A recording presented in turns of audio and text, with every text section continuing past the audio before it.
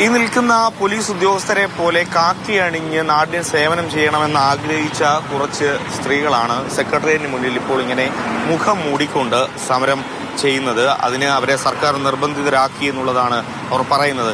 19-ാം തീയതി വരെയാണ് അവരുടെ റാങ്ക് ലിസ്റ്റ് ഈ കാലാവധി ഉള്ളത്. അതിന് മുൻപെങ്കിലും സർക്കാർ കനിഞ്ഞില്ലെങ്കിൽ അവർക്ക് തൊഴിലെന്ന ഒരു ആവശ്യം അവരുടെ പ്രതിസന്ധിയിലാകും. അതുകൊണ്ട് തന്നെ അവർ സമരത്തിലാണ്. ആ സമരം ഇങ്ങനെ തുടരുന്നു.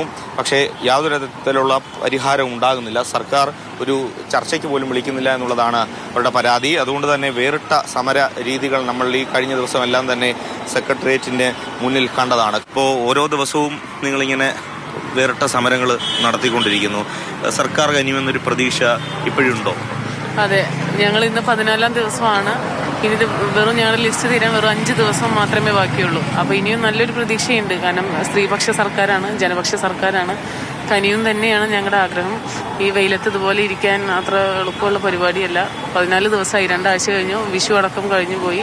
അപ്പോൾ ഞങ്ങൾ പഠിച്ചു എന്നുള്ളൊരു തെറ്റാണോ ഇത് തെരുവിലിരിക്കേണ്ടി വന്നതെന്ന് അറിയില്ല. അപ്പോൾ ഇനിയും ഞങ്ങൾക്ക് നല്ലോണം ആഗ്രഹമുണ്ട്. അവർ വിളിക്കും. ഞങ്ങൾ ആ ഒരു പ്രതീക്ഷയിലാണ് ഇവിടെ എല്ലാവരും ഇരിക്കുന്നത്. ഓരോ സമരം ചെയ്യുമ്പോഴും അവരുടെ പ്രതീക്ഷ സർക്കാർ അവരെ കേൾക്കും എന്നുള്ളത് തന്നെയാണ്. അതിനുവേണ്ടിയാണ് സെക്രട്ടേറിയറ്റിന് മുന്നിൽ, ഭരണസിരാ കേന്ദ്രത്തിന് മുന്നിൽ അവരിങ്ങനെ ഓരോ ദിവസവും തള്ളി നീക്കുന്നത്. കഴിഞ്ഞ ദിവസം വിഷു ആയിരുന്നു. ആ വിഷുവിന് വീട്ടിൽ ആഘോഷിക്കുന്നതിന് വേണ്ടി അവർക്ക് കഴിഞ്ഞില്ല. തെരുവിലായിരുന്നു വിഷുക്കണി ഒരുക്കി അവർ വിഷു ആഘോഷിച്ചത്.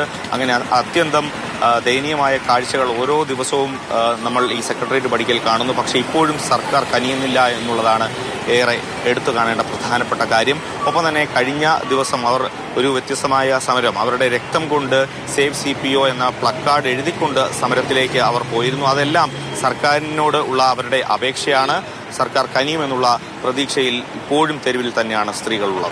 പ്രേം ശശിക്കൊപ്പം AK Stephen, Mathrubhumi news, Thiruvananthapuram.